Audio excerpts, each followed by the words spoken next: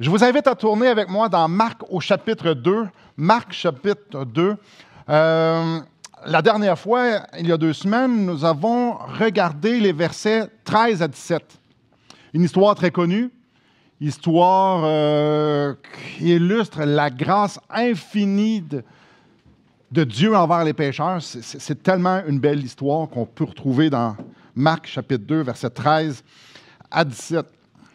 Et alors que je me préparais pour le message de la dernière fois, pour moi, c'était évident, il y avait 2 choses qui me sautaient aux yeux, 2 applications dans ce texte-là.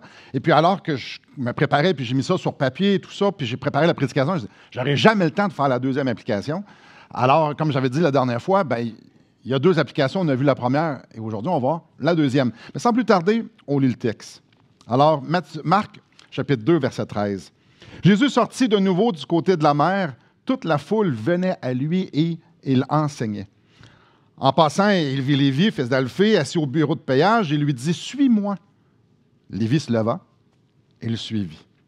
Comme Jésus était à table dans la maison de Lévi, beaucoup de publicains et de gens de mauvaise vie se mirent aussi à table avec lui et avec ses disciples, car ils étaient nombreux. Ils l'avaient suivi. Les scribes et les pharisiens, le voyant manger avec les publicains et les gens de mauvaise vie, dirent à ses disciples « Pourquoi mange-t-il et boit-il avec les publicains et les gens de mauvaise vie ?»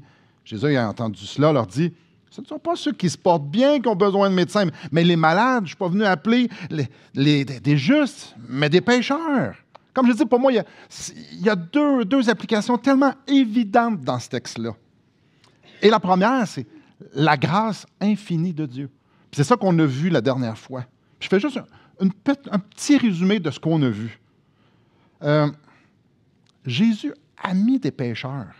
Jésus appelle un publicain, appelle Lévi à le suivre. Non seulement il l'appelle à le suivre, il s'en va manger chez eux. Puis non seulement avec Lévi le publicain, mais ça nous dit le texte qu'il y avait d'autres publicains, puis il y avait des gens de mauvaise vie. Les publicains, dans la culture du temps, c'était pas bien vu. C'était des collecteurs de taxes. Ils étaient dans la même catégorie que les voleurs, dans la même catégorie que les meurtriers. Les publicains étaient pour le peuple un rappel de l'oppression des Romains, de la domination que les Romains avaient sur eux. Les publicains étaient considérés comme des traîtres envers Dieu. C'était les pécheurs de la pire espèce. Assez que des lois pharisianiques, j'en ai lu la dernière fois, mais que si un publicain rentre dans ta maison devient impure. Ça nous donne l'idée, là. S'il rentre chez vous, ta maison est impure.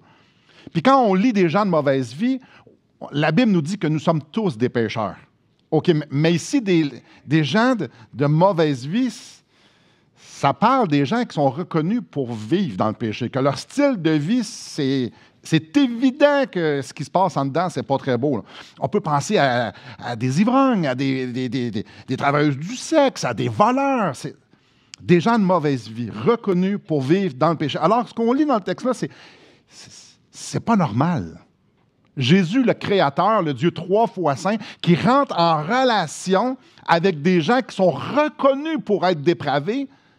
Et c'est pour ça que les pharisiens et les scribes font comme « Qu'est-ce qui se passe là? Ça n'a aucun sens. » Alors, si on se met dans les souliers des pharisiens, on fait scandale, mais si on se met dans les souliers des publicains, dans les souliers des gens, des pécheurs, des gens qui sont reconnus pour vivre des vies, mais quelle grâce! Mais quelle grâce! C'est ça qu'on a vu la dernière fois. À quel point Jésus était gracieux d'être avec eux. Eux ne méritaient certainement pas ça. On se rappelle, Marc écrit à des chrétiens à Rome. Et dans ces quelques versets-là, il leur présente le cœur de Jésus envers les pécheurs. Mais il va leur montrer aussi une deuxième chose. Comment se vit l'Évangile? Comment ça se vit? Comment vivent les disciples? Comment ça se vit dans cette vie-là dans le royaume de Jésus? On lit à la fin ici du verset 14, Jésus qui dit à Lévi, « Suis-moi ». Puis dans le reste de l'histoire, on va voir que Marc va laisser quelques indications sur à quoi ça ressemble ça. À quoi ça ressemble suivre Jésus. Un disciple, ça doit comprendre que c'est par la grâce qu'il rentre en relation avec Jésus, mais un disciple doit aussi comprendre que dans le royaume de Christ, on fait différent. Alors, regardons ça de plus près. Commençons dans le royaume de Christ, on fait ça différent. La première chose qu'on voit dans Marc chapitre 1, c'est que, même au début du chapitre 2 aussi, le but de Marc, c'est d'établir l'autorité de Jésus. Dès le départ, il démontre que Jésus est bel et bien celui qu'il dit être. Fait que on peut dire qu'on est l'envoyé de Dieu, on est Dieu, qu'on est le Messie, mais sur quelle base tu dis ça? Marc nous raconte des événements de l'histoire du début du ministère de Jésus pour justement nous démontrer que non, Jésus est celui qu'il dit être. Il est Dieu.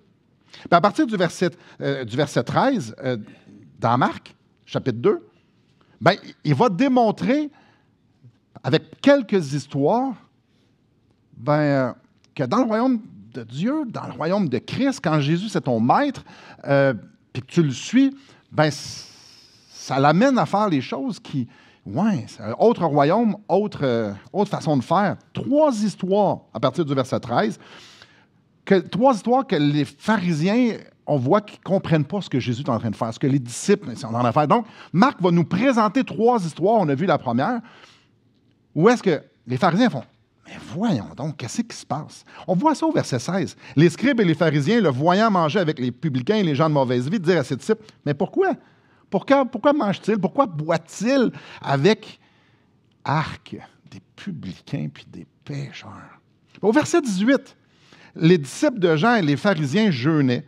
Ils vinrent dire à Jésus, pourquoi les disciples de Jean et ceux des pharisiens jeûnent-ils, tandis que tes disciples ne jeûnent point? Pourquoi?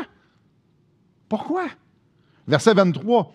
Il arriva un jour de sabbat que Jésus traversa des champs de blé. Ses disciples, chemin faisant, se mirent à arracher des épis. Les pharisiens lui dirent, voici pourquoi font-ils ce qui n'est pas permis pendant le sabbat? Alors, 3 histoires. C'est important quand on lit la Bible de savoir reconnaître ça. Là. OK, 3 histoires de suite où c'est le point central, c'est des pharisiens qui font « Hein? Pourquoi vous faites ça de même? Pourquoi vous faites ça d'une façon différente? » Alors, eux, là, dans le soulier des pharisiens, c'est ce que Jésus et les disciples sont en train de faire, c'est différent. On devrait se poser la question, mais différent de quoi? Pourquoi eux autres, ils sont dans l'interrogation? Bien, il faut comprendre, c'est qui les pharisiens? Les pharisiens, et les scribes, c'était l'élite religieuse. Les pharisiens et les scribes enseignaient la loi. Il y avait une rigueur, puis un zèle pour la loi de Dieu. C'est pas dur à imaginer. L'emphase que ces hommes-là mettaient sur la pureté, sur les cérémonies, sur l'orthodoxie, la bonne façon de faire les choses. Eux, leur emphase qu'ils mettaient là-dessus, c'était simplement exemplaire. Ils voulaient tellement être purs, ils voulaient tellement être justes devant Dieu qu'ils se sont mis des milliers de lois sur une foule de sujets pour être certains de ne pas pécher contre Dieu. Ils avaient établi une façon de faire pour toutes. Il y avait telle chose, on fait ça de même, ou on ne fait pas ça de même. Sur à peu près tous les sujets de la vie, il y avait une loi. Et le but, là, c'était d'être le plus strict possible pour ne pas devenir impur. C'était d'être strict avec une grande rigueur, le zèle pour ne pas se corrompre, devenir injuste, puis en fait, pour ne pas pécher contre Dieu. En d'autres mots, les pharisiens et les scribes se sont bâtis une religion d'hommes hyper stricte, mais qui avait une apparence de piété, mais c'est une religion d'hommes. Qui dit religion d'hommes dit l'imposition de lois d'hommes, de standards d'hommes, de façon de faire d'hommes. Alors eux, ils se présentaient devant le peuple et ils enseignaient les autres comment vivre sur leurs standards à eux. Du pharisianisme. Jésus n'adresse pas particulièrement souvent les péchés des gens. Il n'est jamais scandalisé quand une prostituée vient vers lui ou quand un publicain vient vers lui. Il n'est jamais scandalisé. On ne le voit jamais avoir une forte réaction sur les péchés. Mais savez-vous contre qui il y a souvent des réactions, Jésus? Parce qu'on le voit quand même assez régulièrement, puis d'une façon assez explosive, contre les pharisiens et les scribes. Contre ce maquillage-là religieux où est-ce que tu es beau à l'extérieur, mais en dedans, ils appellent des sépulcres blanchis. Donc, c'est mort en dedans, mais dehors, c'est tout beau. Jésus, il y en a vraiment contre la religion, contre le pharisianisme, l'imposition de mes standards sur les autres. Conformez-vous à nos standards. Si vous voulez être pur devant Dieu, faites ce que moi ou ce que nous vous disons de faire. C'est ça qu'il enseignait. Alors, avoir ça en tête, ça l'aide à comprendre pourquoi ils disent à Jésus et aux disciples, « Pourquoi vous faites ça, vous autres? Pourquoi vous faites telle ou telle chose? Pourquoi? C'est quoi la patente? » Parce que derrière cette question-là, il y a une arrogance profonde. Les pharisiens, ce qu'ils disent vraiment à Jésus, c'est pas de même qu'on fait les choses. Les pharisiens regardent Jésus et les disciples vont comme « Ah non, on ne se mélange pas avec les pécheurs, on va être souillés. » C'est pas de même qu'on fait ça. Puis il va le dire ici par rapport au jeûne. « Hey, on est supposé de jeûner 3 fois à la semaine. Pourquoi vous ne le faites pas ça? Hey, on n'est pas supposé de glaner des épis lorsqu'on est dans les champs. Pourquoi vous le faites? » L'idée là-dedans, c'est « Hey, vous ne faites pas ça comme faux, là. » Quand ils regardaient Jésus, c'était pas l'amour qu'ils voyaient. C'était pas la grâce qu'ils voyaient. C'était pas la miséricorde qu'ils voyaient. C'était pas ça du tout. Ils voyaient pas un sauveur bon pour eux. Non. Ils voyaient un homme qui transgressait leur loi. Ce qu'ils voyaient en Jésus et les disciples, c'était du monde impur. Ils se sont souillés parce qu'ils transgressaient des lois d'hommes qu'eux-mêmes avaient établies. Et vous remarquerez dans les 3 histoires, Jésus répond les 3 fois, « Oui, je fais différent. Oui, on fait différent. » Les 3 réponses de Jésus mettent en lumière l'hypocrisie puis la religiosité des pharisiens et des scribes. Jésus leur dit, oui, on fait différent, mais différent de votre mascarade religieuse. Et c'est ça le point qui est super important. Dans le royaume de Jésus, on fait différent que n'importe quelle mascarade religieuse qu'on pourrait avoir. Continuons. Parce que dans le royaume de Christ, on fait différent. Et dans notre histoire, qu'on a lu tantôt, des versets 13 à 17, on va voir qu'on fait différent parce qu'on va vers les pécheurs. Et juste le dire, ça fait « Ah ouais, on fait différent, on va vers les pécheurs. » OK. Ça sonne un peu illogique ou un peu stupide. Venez avec moi au chapitre 1. Alors, j'aimerais vous lire quelques versets qui vont nous mettre un peu en contexte, qui vont nous faire arriver dans notre texte. Au verset 14, au chapitre 1, « Après que Jean eut été livré, Jésus alla dans la Galilée, prêchant l'Évangile de Dieu. » Donc, on le voit en train de prêcher l'Évangile. Au verset 21, « Ils se rendirent à Capernaum, et le jour du sabbat, Jésus entra dans la synagogue et il enseigna. » Ah, il prêche, il enseigne, parle du royaume. OK. Verset 38. Il répondit, « Allons ailleurs dans les bourgades voisines afin que j'y prêche aussi, car c'est pour cela que je suis sorti. » Et il alla prêcher dans les synagogues par toute la Galilée et il chassait les démons. Vous voyez le thème qui revient. Là. Il prêche, il enseigne, il prêche, il enseigne. Chapitre 2, verset 2. « Il s'assembla un si grand nombre de personnes que l'espace devant la porte ne pouvait plus les contenir et il leur annonçait la parole. » OK? Verset 13 du chapitre 2. Jésus sortit de nouveau du côté de la mer, toute la foule venait à lui et il les enseignait. Voyez-vous comme le pattern? 1, 2, 3, 4, 5 fois.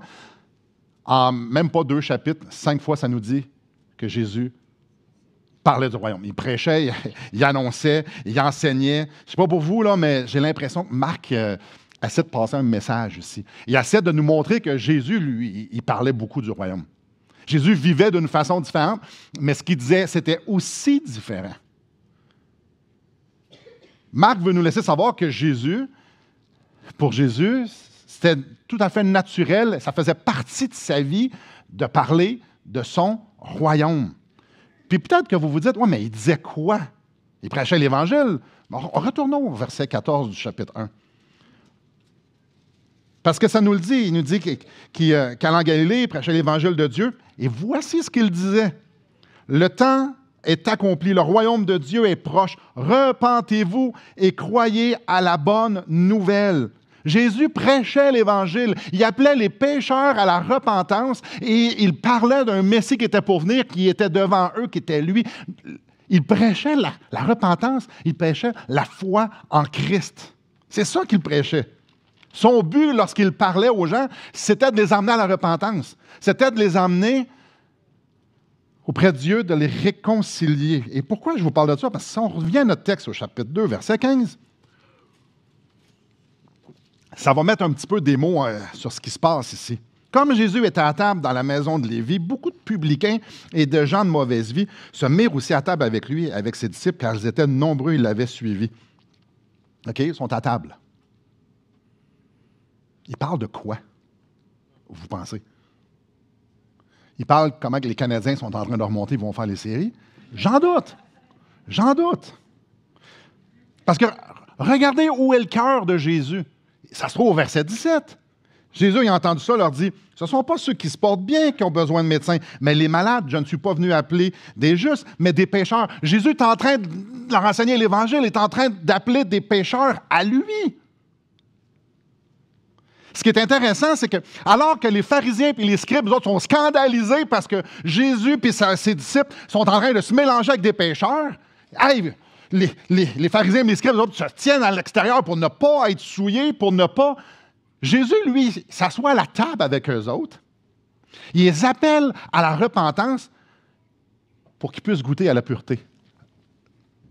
Il y en a qui se tiennent à l'écart pour ne pas être souillés, et Jésus va à la table avec eux autres pour que ceux qui sont assis à la table puissent goûter à la pureté. Fait que lui, il est prêt à aller dans le trafic avec du monde non recommandable pour les emmener à la pureté. Alors que les pharisiens font comme « Ouh, moi, je ne veux pas me souiller. » Intéressant. La sainteté, la pureté ne s'enseigne pas en haut d'une tour d'ivoire. Où est-ce qu'on est parfait et on peut regarder les autres de haut. Non, la sainteté, la pureté s'enseigne, se démontre assis à la table, en étant ami des pécheurs. Ah, ça, c'est intéressant. C'est intéressant ici, il y a une grande démarcation, il y a un grand contraste entre ceux qui sont à l'extérieur et qui jugent les pécheurs en dedans et Jésus qui est avec les pires en dedans. Ami des pécheurs. La pureté ne s'atteint pas à l'extérieur, mais à l'intérieur. Donc, que tu sois publicain, que tu sois ivrogne, prostituée, voleur, Jésus veut être ton ami. Jésus veut être ton ami. Il va tout faire pour venir manger avec toi à ta table. Parce que lui, ce que Jésus veut, là, c'est que tu puisses goûter à la pureté, mais à la sienne. Sa pureté à lui. C'est facile. Jésus veut communiquer l'Évangile. Donc, sans barrière. Il va aller vers les pécheurs. Parce que ce qu'ils ont besoin, c'est de la pureté. Puis la pureté, tu ne peux pas enseigner la pureté si tu te protèges en t'éloignant d'eux. Le message de Marc, c'est super clair. Dans le royaume de Christ, on fait différent. On devient amis des pécheurs pour leur communiquer l'Évangile. Ici, Jésus est ami des pécheurs pour communiquer l'Évangile. Il va jouer dans le trafic. Dernier point. Dans le royaume de Christ, on fait différent, mais pas juste Jésus est différent. Vous remarquerez que dans les 3 histoires qu'on a lues, qu'on j'ai brièvement mentionnées, Marc ne soulève pas juste les actions de Jésus, mais aussi ceux de ses disciples. Je vous relis la fin du verset 15. Se mirent à table avec lui et avec ses disciples. Okay? Verset 18, les disciples de Jean et les pharisiens jeûnaient. Ils vinrent dire à Jésus, pourquoi les disciples de Jean et ceux des pharisiens jeûnent-ils, tandis que tes disciples ne jeûnent point. Au verset 23, je le relis, il arriva un jour de sabbat que Jésus traversa des champs de blé. Ses disciples, chemin faisant, se mirent à arracher des épis. Les pharisiens se disaient, qu'est-ce qu'il fait là?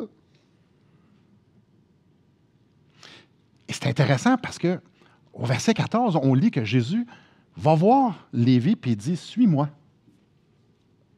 Puis qu'est-ce qu'on voit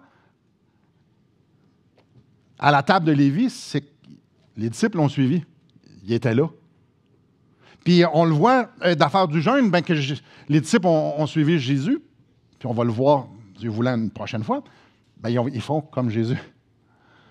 Puis le jour du sabbat, ben ils font comme Jésus. C'est intéressant.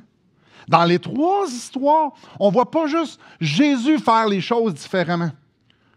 On voit que ceux qui répondent à l'appel de le suivre font aussi différent parce qu'ils suivent Jésus. Hey, avouez que c'est intéressant.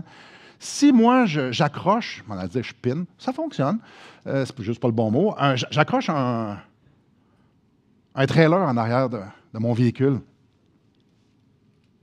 Avez-vous remarqué que mon trailer va toujours me suivre? Hein? Je sais que c'est... Des fois, c'est surprenant. Ouais. Ouais. Le trailer va toujours suivre son maître. J'espère qu'ils sont attachés ensemble. Ça peut arriver qu'un trailer te dépasse, ça va pas bien. Ça peut arriver que ton trailer décide de partir ou de commencer à soigner toute la... Ça va pas bien, ça va pas bien. Le trailer, lui, quand il est bien, là, c'est quand il suit en arrière, puis il fait exactement comme son maître. Ah, je parle-tu d'un disciple ou d'un trailer? Ah, pas la même affaire. Dans notre texte, les disciples sont à la table. Là, ça peut paraître bien niaiseux, là. Ah non! Oh non, non, non, non, non, non, non, non, non, non, c'est pas rien, là. C'est pas rien.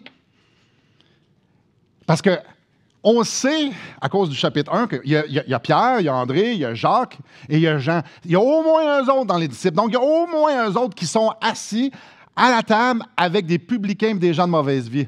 Ah! Ils suivent leur maître. C'est probablement pas, puis on va en parler un petit peu plus tard, c'était probablement pas leur premier choix de faire un genre d'affaire de même. Mais ils suivent Jésus. On devient amis des pécheurs parce que l'Évangile s'adresse à des pécheurs. Avez-vous déjà été pêcheur dans le bois? Non! Non, non, non, parce que les poissons vivent évidemment dans l'eau. Allez pas dans un garage souterrain pour aller tuer de la volaille, des oies, des canards. C'est pas là qu'ils se trouvent. Mais où est-ce qu'on trouve des pêcheurs? C'est avec les pécheurs. Alors, l'Évangile qui réconcilie, qui pardonne les péchés des pécheurs, comment on fait pour leur communiquer? Bien, il faut être avec eux autres. Avouez que c'est simple ce matin. Hein? C'est vraiment, vraiment, vraiment simple. Et là, j'arrive à quelques réflexions. Ouais, c'est simple, mais ce que Marc est en train de dire ici, là, c'est percutant, c'est bouleversant. Je ne sais pas pour vous, je ne sais pas si vous me voyez venir 10 km à la ronde faire « Ouais. Il y a deux sortes de personnes dans cette histoire-là. Il y a ceux qui comprennent la grâce et ceux qui ne comprennent pas la grâce. Ceux qui comprennent mal la grâce ou ils ne la comprennent pas ne sont pas des véhicules de grâce. Ils sont dehors puis ils regardent puis ils posent des questions. Ceux qui connaissent mal la grâce ou ne connaissent pas la grâce, c'est encore pire que ne pas être des véhicules de grâce. Ils sont dans le jugement. Ils sont dans la critique, ils sont dans la religiosité, ils sont dans l'hypocrisie totale. Ceux qui comprennent mal la grâce sont religieux. Les autres sont dans une tour d'ivoire puis ils regardent les autres de haut. Ça, c'est ceux qui comprennent mal la grâce. Mais ceux qui comprennent la grâce, savez-vous où ce qu'ils sont? Ils sont assis à la table. Ils sont assis à la table pas parce que c'est confortable, parce que leur maître est assis à la table. Ceux qui comprennent la grâce sont assis à la table parce qu'ils veulent communiquer l'Évangile. Maintenant, on peut s'arriver à notre question, puis je pense qu'il faut. Est-ce que moi, je comprends bien la grâce? Puis je m'adresse la question à moi, puis je vous adresse la question. Puis je vous mets quatre mises en situation ici pour nous ramener à nous l'attention qu'il y a dans le texte. Parce que là, on regarde ça, mais on fait comme, ben oui, c'est normal, Jésus est là, puis c'est normal. Pour nous, j'ai utilisé le mot scandalisé, là. Nous, on n'est pas scandalisés de voir Jésus là, là. Ça serait normal. Mais mettons qu'on amène ça dans notre contexte à nous. Est-ce que moi, je comprends bien la grâce? 4 mises en situation. Toutes plus malaisantes les unes que les autres. Imaginez, jeudi soir, vous passez devant un Tim Hortons. Et dans la vitrine du Tim Hortons, vous me reconnaissez. Je suis assis. Je suis assis avec une travailleuse du sexe, puis c'est évident que c'est une travailleuse du sexe. Non, mais évident. Dans la vitrine. Oui, il y a une Bible sur la table, mais clairement que ce n'est pas la Bible que le monde dans le restaurant ont vue, c'est comment il était habillé. Puis vous voyez ça, là. Vous passez, vous êtes au service au volant, puis vous voyez Simon en train de parler avec une fille qui est clairement différente. Comment vous vous sentez avec la scène? Ah, mais répondez-moi pas aux 4. Je vais vous poser des questions, répondez pas, là. Ah! Enfin, j'imagine qu'on a tous la même réponse. On stationne l'auto, puis on se met à prier. On se met à prier que le Seigneur touche le cœur de la prostituée, puis qu'elle puisse voir la gloire de Christ, puis que ça soit... Puis que la prochaine fois qu'on se voit le dimanche, même pas, là, vous m'écrivez rendu chez vous, vous dites « Hey! Puis, étais-tu ouverte? Étais-tu ouverte? Avouez que c'est ça, tout ça qu'on fait, hein? Puis là, vous dites, hey, c'est tellement glorieux. Hey, wow! Cette femme-là a entendu la grâce de Dieu, puis avouez que c'est ça qu'on fait, hein? Deuxième mise en situation. Ah, elle n'est pas mieux, là. On fait juste commencer. Il y en a 3 autres. Vous devez venir me porter quelque chose à la maison. Chez nous. Puis, je vous dis, bon, viens en arrière, je fais un barbecue. Puis là, évidemment, vous rentrez dans le stationnement, vous le sentez, je fais un barbecue, fait que vous venez en arrière. Puis, ce que vous voyez en arrière, c'est une drôle de scène. Vous voyez encore 2 travailleuses du sexe habillées en travailleuses du sexe sur mon balcon, en train de jaser. Il y a 3 pimps dans ma piscine. Puis vous me voyez, moi, en train de cuire sur mon barbecue. Puis les 2 femmes sont en train de raconter comment ils ont eu une enfance difficile. Vous arrivez avec whatever le cossin que vous venez me porter. Comment vous trouvez la scène? J'imagine qu'on réagit encore une fois toute de la même façon. Simon, je peux-tu te parler, s'il vous plaît? Mais quel privilège qu'on a ici. Peux-tu m'inviter? J'aimerais ça, moi aussi, pouvoir communiquer de la grâce. J'aimerais ça. Avouez qu'on veut tout. Vous voulez tous vous inviter, hein? Pas à cause du barbecue, mais à cause que, hey, quand est-ce qu'on a l'occasion de parler à des pimps et à des travailleuses du sexe? Moi, je veux participer à ça, Simon. Je peux-tu rester? Avouez qu'on réagit tous de même. Qu'on veut venir s'asseoir à la table. N'est-ce pas? Ou pas. 3e. Et moins pire, celle-là. Imaginez un sans-abri qui sent le sans-abri. Mettons qu'il rentre dans la pièce. On le sent. C'est évident visuellement que c'est un sans-abri. Personne ne se pose la question. Puis imaginez qu'il s'en vient là, dans l'allée, puis que vous êtes assis comme dans le 2e banc, puis il arrête juste à côté de vous. Puis il vous regarde, puis il regarde le banc libre à côté de vous. Et vos narines vous le disent, qui est à côté de vous, et vos yeux aussi, là, c'est évident. Puis là, il vous regarde, puis il regarde la chaise.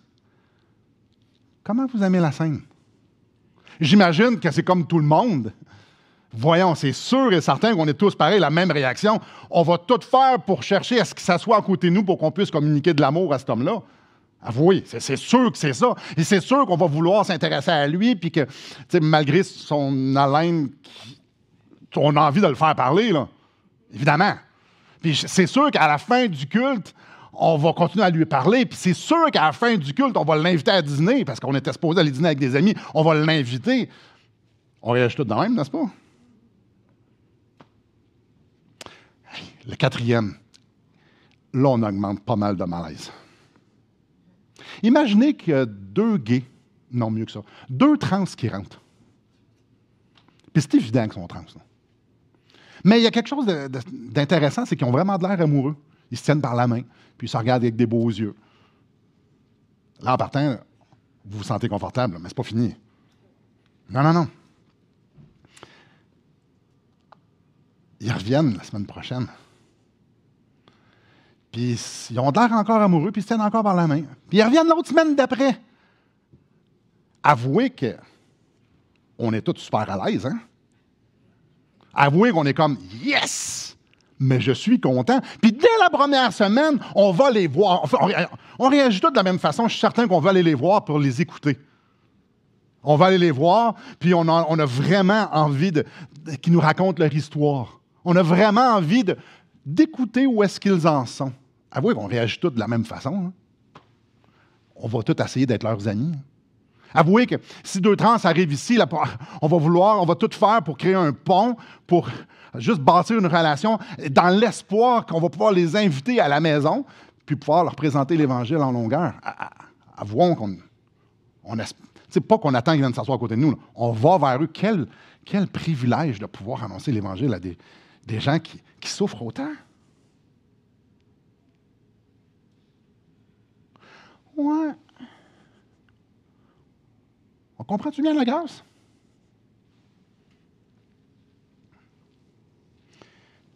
Ceux qui comprennent mal la grâce que Jésus offre se tiennent à distance de ce monde-là. Parce que c'est malaisant. Qu'est-ce que les autres vont dire? Parce qu'on va entendre des affaires qui sont très troublantes. On va peut-être aller leur donner un traité, leur serrer la main, dire qu'ils sont bienvenus. On va peut-être leur faire une petite prière. On va peut-être avoir une discussion confrontante parce qu'ils doivent connaître la vérité au plus vite. Mais de là, hey, viens donc à la maison. Ou on va aller... un premier repas, puis un deuxième repas, puis d'aller les aider chez eux. De là, on fait tout ça. Je parle ici de vraiment les aimer. Vraiment, vraiment aimer ces gens-là. Vraiment vouloir les écouter pour qu'on puisse savoir où ils sont et avoir de la compassion pour eux. Ouais. Ceux qui comprennent mal la grâce que Jésus offre se tiennent à distance. Les gens qui comprennent mal la grâce de Jésus, celle que Jésus offre, là, sont très inconfortables de rentrer en relation avec ce monde-là. Parce qu'on ne les comprend pas, parce qu'ils sont différents, parce que c'est des pécheurs qui agissent en pécheurs. Hey, ils vont peut-être même sacrer, imaginez-vous. Mais on va se dire les vraies affaires. Le problème, c'est pas qu'on ne sait pas quoi leur dire. Le problème, c'est qu'on a oublié que nous autres aussi, on était des pécheurs qui agissent en pécheurs.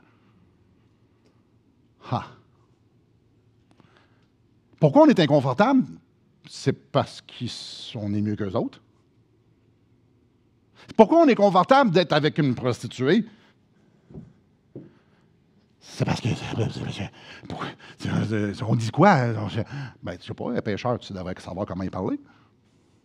Et comme toi. Ceux qui comprennent mal la grâce, ils ont oublié qui il était. Mais ceux qui comprennent la grâce que Jésus offre, ben le suivent. Le suivre. Non, ça veut dire que le trailer suit le maître. Ça veut dire que le trailer va passer dans le même chemin que le maître. Ça veut dire que les disciples de Jésus, ils font ce que Jésus a fait. Pourquoi? Parce que tout simplement, ils veulent communiquer la grâce qu'eux autres ont reçue. Si moi, je suis le premier des pécheurs, puis j'ai été pardonné par le sang de l'agneau, puis maintenant j'ai une espérance nouvelle, je devrais vouloir que d'autres pécheurs puissent vivre cette communion extraordinaire. Si Jésus est venu manger à ma table, lui, le Dieu 3 fois saint, je devrais vouloir, moi aussi, aller manger à la table des autres, devenir ami des pécheurs parce que je veux leur communiquer la grâce que moi, j'ai expérimentée, qui a transformé ma vie. Parce que je sais fort bien que ce qu'ils ont besoin, c'est de Jésus. Alors, ceux qui connaissent, puis qui apprécient, qui comprennent la grâce qu'ils ont reçue, ils veulent la communiquer. Là, j'en rajoute une couche. Est-ce que je comprends bien la grâce? Maintenant, on va parler des gens différents à l'Église. Là, on a parlé le genre de personnes qu'on ne rencontre pas nécessairement, malheureusement, tous les jours, mais parlons des gens différents à l'Église. Ah, parce qu'il y a des gens différents à l'Église. Vous savez, ceux qui ne sont pas matures, là, je ne regarde pas nécessairement personne, là, mais je nous regarde tout. Ouais, ils sont différents, hein? Tu sais, ceux qui ne comprennent pas. Ou maintenant, ceux qui sont religieux, là, ils font juste ça par routine, puis c'est évident. Ah! Tu sais, les gens différents, ceux qui ne m'appellent pas. Ah, moi, ça, j'aime ça. Personne ne m'appelle. Oh! Fait que eux, c'est dérangeant, ça, hein? Oh. Ceux qui ont des opinions différentes de moi puis qui les verbalisent d'une façon différente de moi. Tu sais, ceux qui sont différents. Ceux qui évangélisent pas. Ou ceux qui ont des péchés apparents. Ceux qui sont religieux. Ah, non, ça fait 2 fois que je l'ai dit. Ah, oui, c'est écrit 2 fois aussi. Ah, ouais. Ah, y a-tu de quoi plus arc que du monde religieux? Et.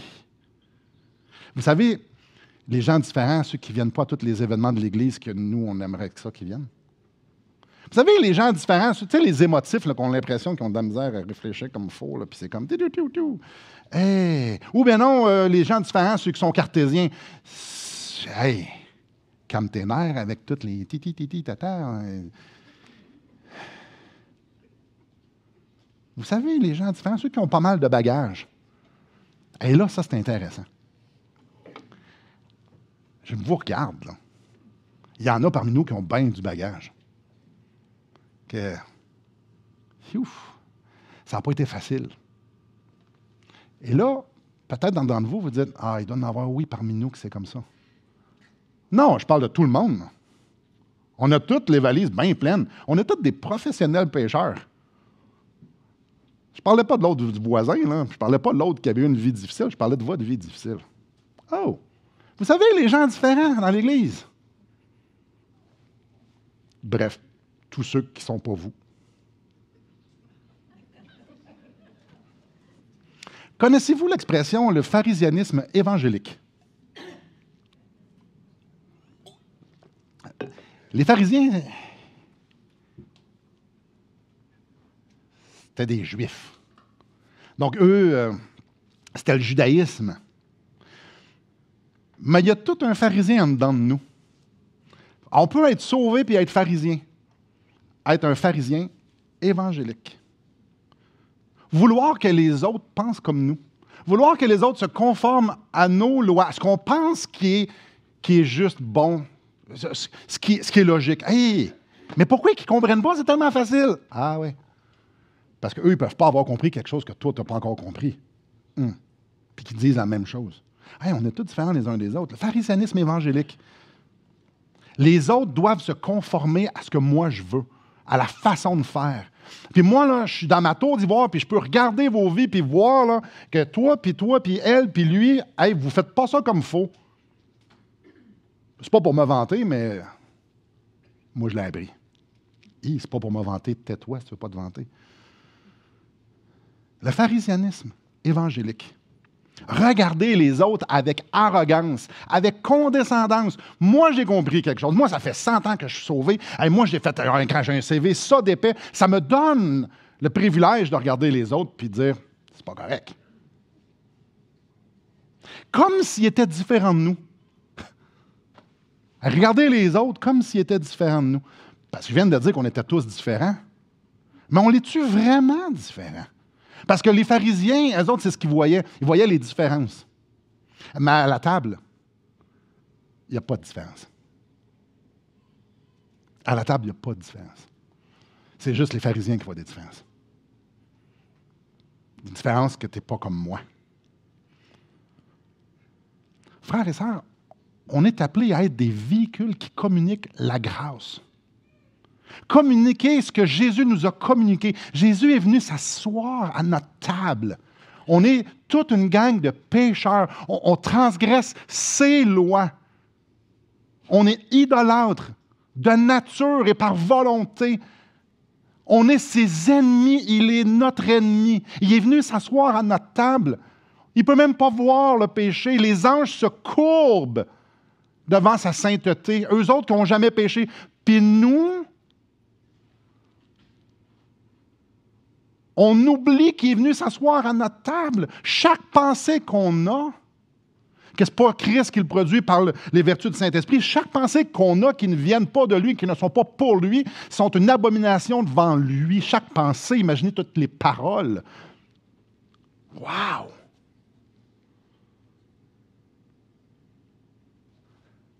On oublie qu'on était gracié, puis on est capable de regarder d'autres personnes et de dire « Hey, je suis inconfortable à côté de toi. » Moi, quelqu'un de même, je ne suis pas capable. Hein?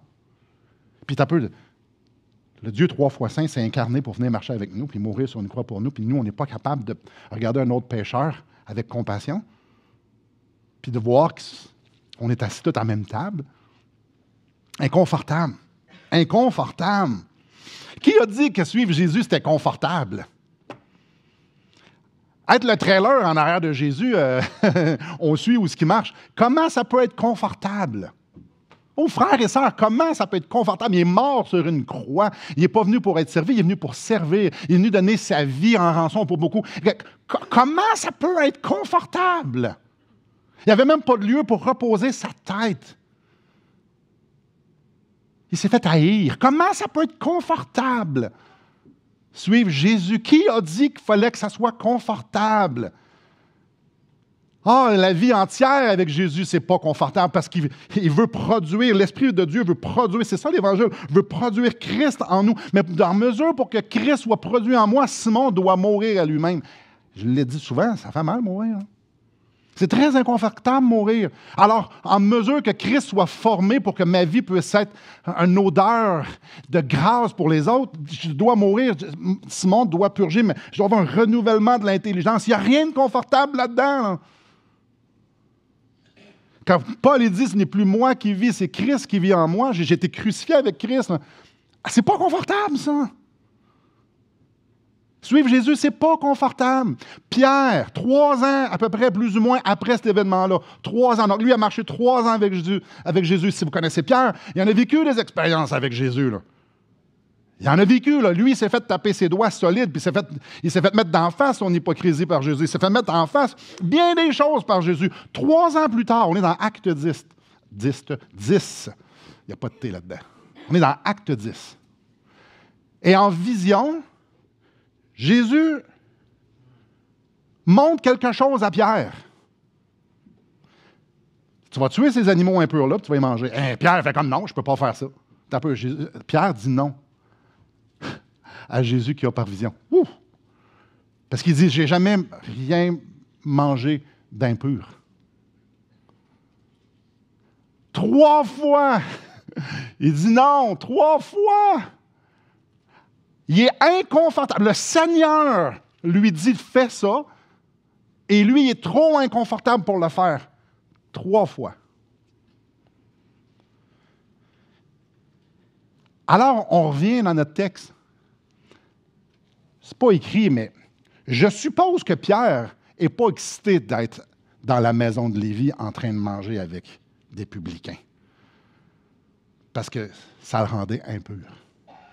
C'est pas dans le texte. Mais c'est dans la parole de Dieu, puis c'est dans nos cœurs que c'est inconfortable être avec des gens qui ne sont pas comme nous, qui sont différents.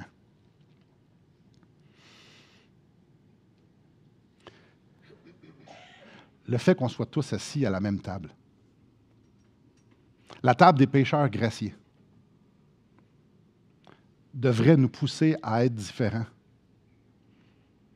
Si on est assis à cette table-là, la table à laquelle un jour, dans les cieux, on va être assis avec lui, avec le même monde,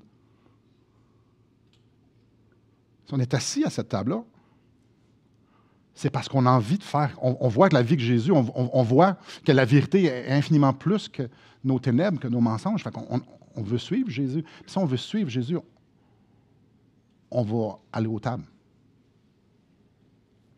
On va vouloir se rapprocher des gens différents de nous pour leur communiquer la grâce.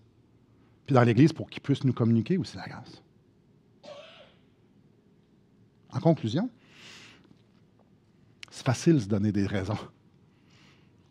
Ah, j'ai les miennes. J'ai les miennes. J'ai les miennes. Hey, c'est facile. Hey. Il y a tellement de raisons pour ne pas faire comme Jésus. Tellement. Puis, tu sais, je ne suis pas appelé à ça. Ouais. Tous ceux qui suivent sont appelés à suivre. Donc, on va établir ça tout de suite. Tous ceux qui ont l'Esprit de Dieu en soi, en eux, ben, l'Esprit de Dieu veut manifester Christ en eux. Fait que manifester Christ en eux, c'est de faire comme Christ. Fait que, quelle raison qui est bonne déjà? Ah, je ne sais pas comment. Ouais. Depuis quand on ne sait pas se parler? On ne sait pas quoi dire à des pécheurs. On ne sait pas comment avoir de la compassion pour des gens qui souffrent dans le péché. Pourtant, on est des experts, toute la gang. Ce n'est pas une question de ne pas savoir quoi dire, c'est une question, est-ce que c'est ça que je veux? Est-ce que je veux réellement suivre Jésus? Est-ce que je veux réellement ressembler à Jésus? Est-ce que je veux réellement être un communicateur, un véhicule de la grâce que j'ai reçue? Est-ce que c'est ça que je veux?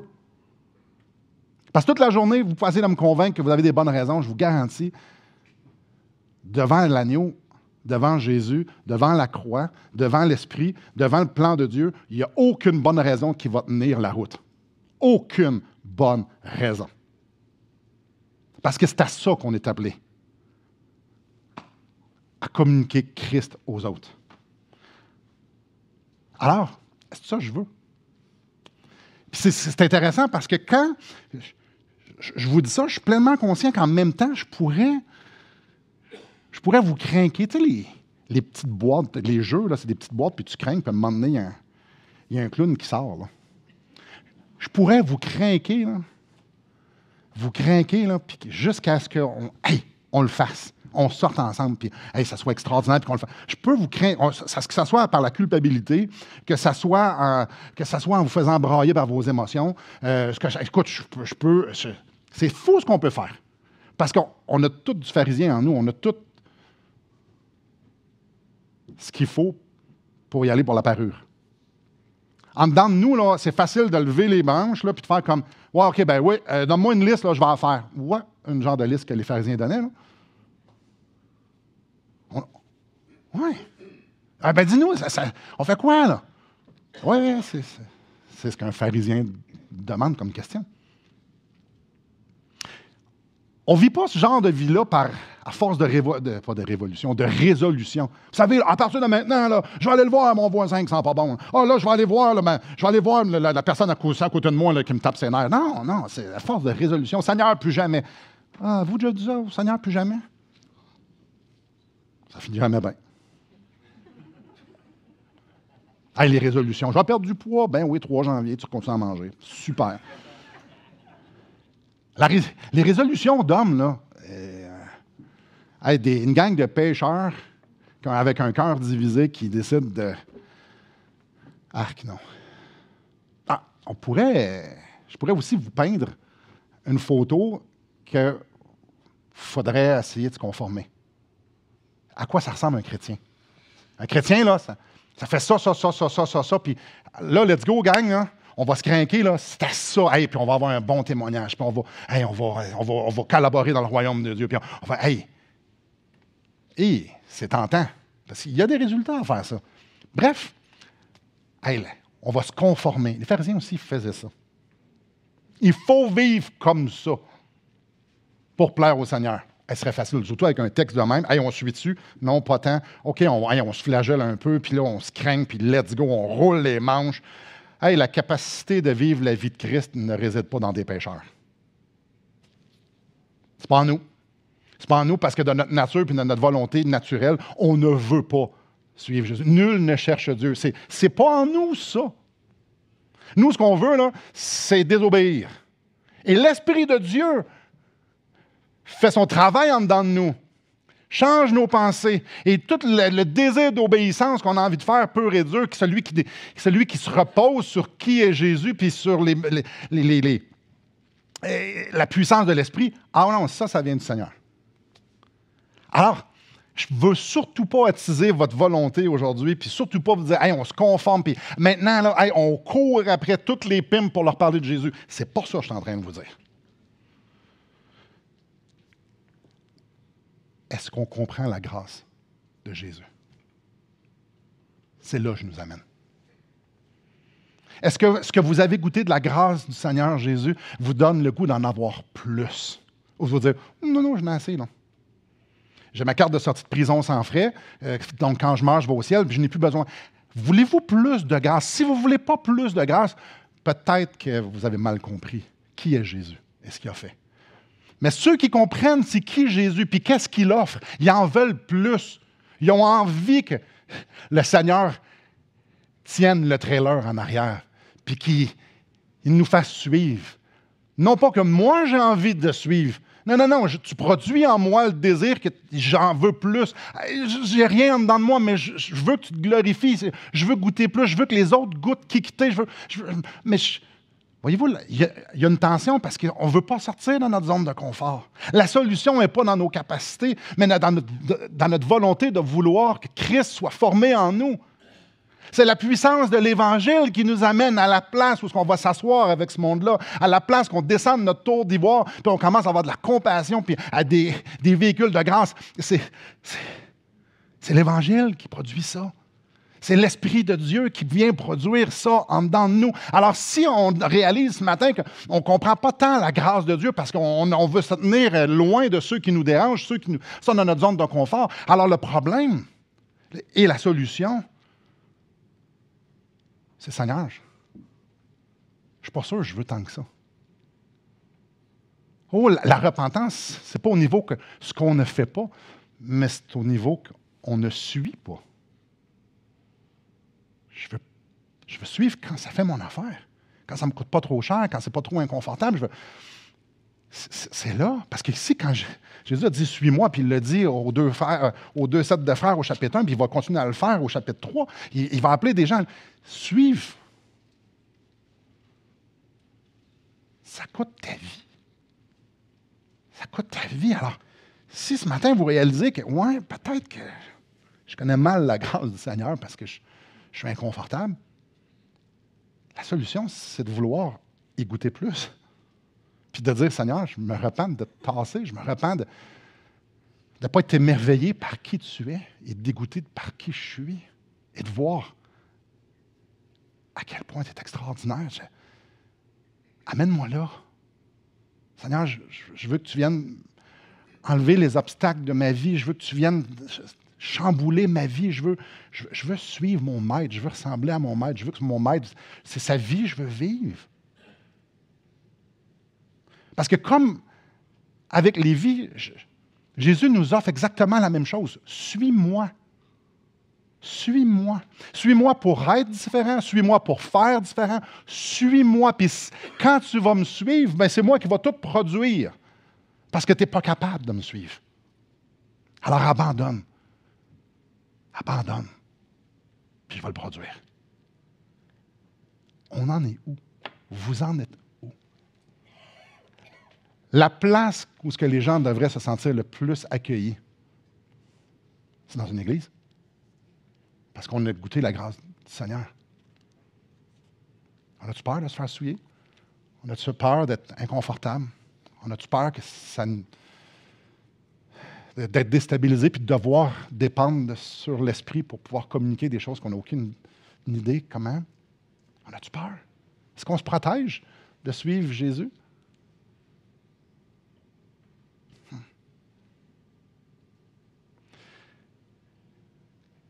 L'appel, c'est de le suivre.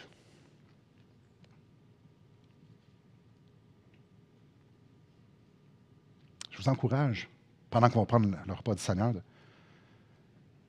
de sonder vos cœurs.